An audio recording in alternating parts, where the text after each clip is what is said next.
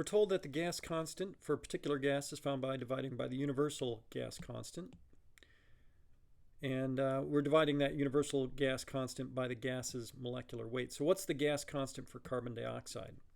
So the first thing we need to do is find the molecular weight, or the molecular mass more appropriately, for carbon dioxide. So the way we find that is it's going to be the molecular mass for, or the molar mass for carbon, because there's one carbon in carbon dioxide, plus 2 molecular masses for oxygen, because you can see there are 2 oxygens in carbon dioxide. So to find the molecular mass of carbon, we'd go to the periodic table and look it up.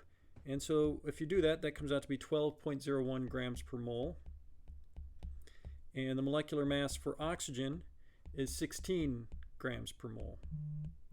So the molecular mass for carbon dioxide, when you plug in the numbers, is 44.01 grams per mole. Or if you multiply the top and bottom by 1,000, you get 44.01 kilograms per kilomole. So that's the molecular mass of carbon dioxide. So to find the gas constant for carbon dioxide, so gas constant for carbon dioxide would be the universal gas constant divided by the molecular mass of carbon dioxide. So let's put in the numbers here. This would be 8.314 kilojoules per kilomole Kelvin.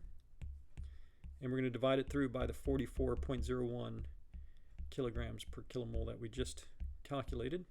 You'll see the kilomoles cancel one another out, and then when you plug in these numbers, this comes out to be 0.1889 kilojoules per kilogram Kelvin.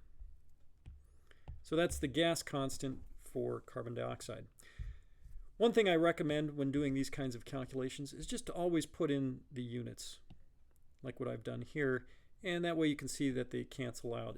It's easy to get mixed up with units sometimes, so putting them in and then showing how they cancel out is just a very simple way to avoid making a silly mistake.